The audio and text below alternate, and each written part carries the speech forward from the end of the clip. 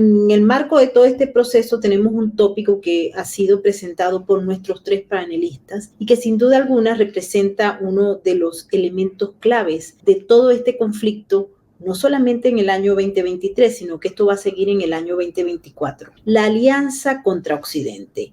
Hay 3 actores importantes más otros que definitivamente forman parte de este plan que hay para transformar y acabar con Occidente. Hugo, hemos hablado de guerra infinita, creo que hay elementos claves para plantearlo más adelante. Primero que nada, yo creo que habría que entender que estos 3 actores, a los cuales hay otros que se asocian, algunos de ellos que ya hemos desarrollado, está el tema de Venezuela, está el tema de Cuba, está el tema de Nicaragua, está el tema de Bielorrusia, pero si nos concentramos en estos 3, ¿cuál es un factor común como actores en el escenario geopolítico global? Han entendido que su matriz estratégica tiene que estar muy clara. Y los 3 han comprendido el concepto de la guerra infinita y del empleo de los métodos híbridos. No se quedan únicamente en el aspecto del accionar estatal, se vinculan directamente con las actividades ilícitas, no solo para beneficiarse financieramente, sino para interactuar en diferentes ámbitos, en diferentes escenarios. Algunos ejemplos muy rápidos. La Federación Rusa, que claramente quiere volver a ocupar el espacio en una situación de naturaleza planetaria que dejara la Unión Soviética o que tuviera el Imperio zarista, ha decidido llevar a cabo una acción directa de guerra convencional en relación a Ucrania, para también ocupar espacios que juzga propios desde la perspectiva geopolítica.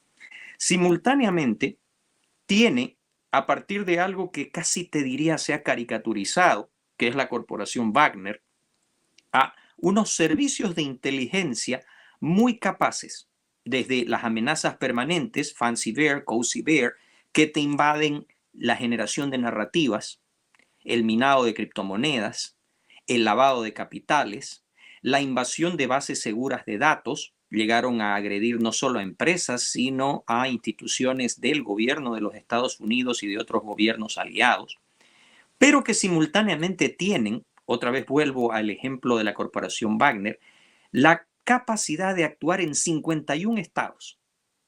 Y fíjate que han sido tan hábiles que redujeron este concepto únicamente a una de sus áreas de actuación, que es el mercenariato.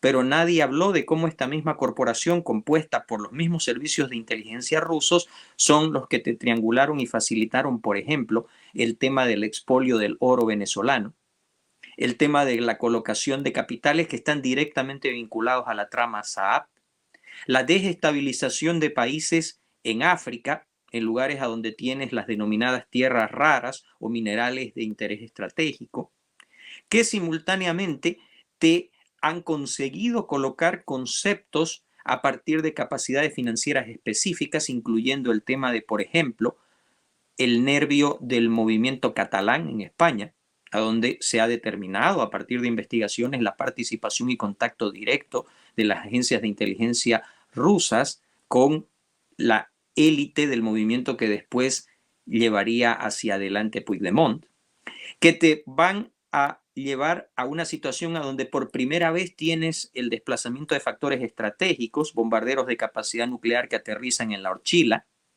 naves con capacidades estratégicas que atracan en Cuba, y al mismo tiempo tienes una China que le hace el juego simultáneo, que te amaga a Taiwán, te tiene en permanente tensión este escenario global, pero que le facilita a Rusia la continuidad de las operaciones militares, le resuelve en buena parte los dilemas creados por las sanciones de Occidente y que se expande sin ningún tipo de miramiento hacia límites de naturaleza legal a los cuales califica como imposiciones político-culturales de Occidente.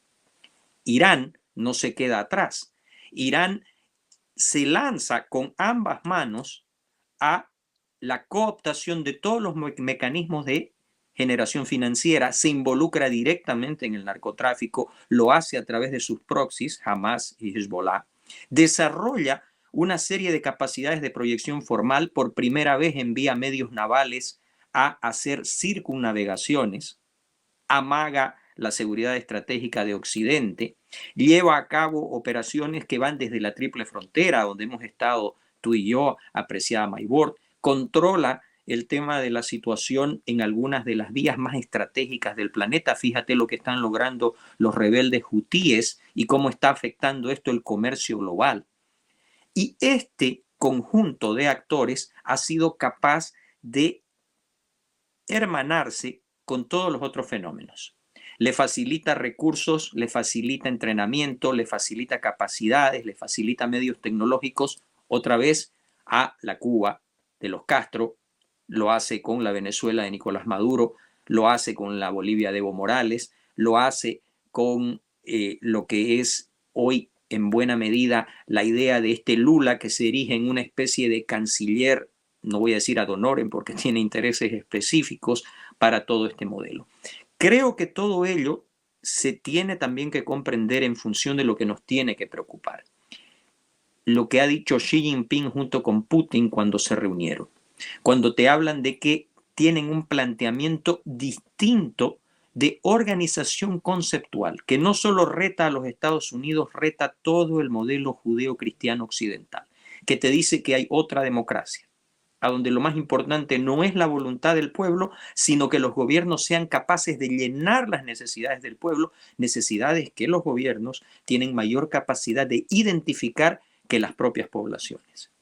Modelos que te dicen que la justicia, fíjate cómo regresamos a otro de los aspectos previamente analizados, no es el buscar la administración mediante la ley de aquello que sea justo y equitativo. No, la justicia es buscar el servicio de los objetivos de un modelo partidario, sea este el Partido Comunista Chino, sea la estructura oligárquica de Vladimir Putin o sea la teocracia de los ayatolás. Creo que en conjunto todo esto, y lo plasma muy bien el título en pantalla, no es una pugna en contra solamente de los Estados Unidos, es la idea de ocasionar un cisma cultural a escala global para romper el predominio que ha tenido hasta ahora el modelo judeo-cristiano occidental. Así es, y estamos justamente viendo el avance y de una manera muy clara pareciera que el rompecabezas se va armando. Javier, tú estás analizando este tema desde hace mucho tiempo y has identificado piezas claves en la región latinoamericana. Adelante. Varias piezas claves estuvieron ejemplificadas en el atentado terrible que hubo contra la AMIA años atrás y contra la Embajada de Israel, e inclusive se trabajó también desde Uruguay y desde Paraguay, desde las representaciones diplomáticas iraníes al respecto de eso. Y bueno, nunca se ha podido llevar ante los estrados a un culpable, a un cómplice, ni nada por el estilo. Pero hay otros detalles que no me pasaron desapercibidos. Por ejemplo, cuando se constituye aquel megalomaníaco complejo de naciones chavistas, la Alianza Bolivariana de las Américas, en la parte militar, en Bolivia, en la escuela militar, se le da justamente la cátedra de inteligencia militar, la coordinación de esos cursos a Irán. Eso realmente, si no es escandaloso, ¿qué es, no?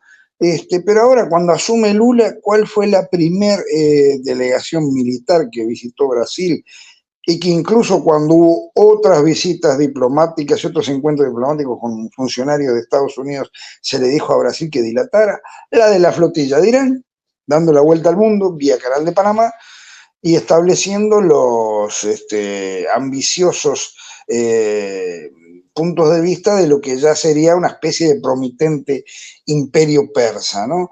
Por otra parte, la embajada de Irán en Uruguay no es chica, los intereses no son pocos, los actores que les son simpáticos no son pocos, se habla de diputados del movimiento MPP, la firma de los Tupamaros a Mujica, que aparte están muy interesados en temas informáticos, y no quiero decir más porque me puede traer un juicio.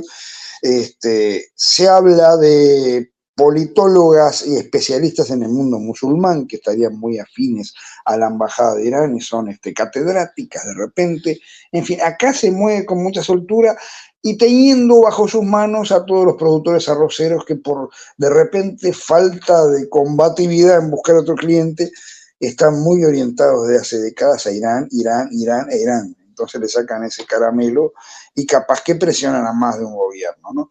Eso por un lado. Por otro lado, hemos dicho que China está buscando el TLC de nuevo con Uruguay, que había despreciado hace poco por el Mercosur, o está insinuando buscarlo. Y ninguno de estos países, a no ser Milei, que ha tenido una actitud mucho más pro-ucraniana desde que es presidente y antes, incluso le va a donar ahora 2 helicópteros rusos a Ucrania porque es difícil mantenerlos en estas condiciones bélicas actuales. A no ser Milei, todos los demás gobiernos del Cono Sur han evitado confrontar a Rusia. Han evitado. O sea, Uruguay, apenas deflagrada la guerra, le designa embajadores. Se pensó que iba a cambiar algo porque Bolsonaro, con acierto en el tema de lo que eran los fertilizantes, que hasta que Canadá no le ofreciera una alternativa no podía desprenderse de Rusia, fue muy blando con el tema Rusia, sí, pero Lula lo fue mucho más. Y Lula prácticamente le echa la culpa a Ucrania todos los días de la guerra, día sí, día no, y le canta loas a Rusia. Y a China ni se habla, ¿no? Ya estuvo en China, ya a esta altura del partido, se han celebrado un poco menos que bodas de plata con los chinos, ¿no? O sea, realmente estos tres están actuando juntos. En Cuba ni se habla, ¿no? En Cuba que están haciendo las cosas juntos ni se habla, ¿no? Y esto puede llevar justamente a la posición tímida que han tenido muchos países de la región con respecto al tema en Israel, ¿no? O sea, no hay, a más de la condena, jamás no hay una condena explícita a todo tipo de justificativas o todo tipo de paños tibios respecto a lo que pasa en estos momentos. No hay una decisión de apoyar la continuación del aniquilamiento de Hamás en Israel, sino abstenciones y a mucha honra y punto y nada más. Lo que pasa en Israel también es un termómetro de cómo estos tres bandidos, o sea, lo digo, países bandidos, países, ¿cómo voy a decir una palabra? Gamberros, cómo estos países van a influir en el mundo hoy, porque yo creo que Israel hoy en día es el mejor de los termómetros. También el mecanismo para revisar la capacidad de respuesta.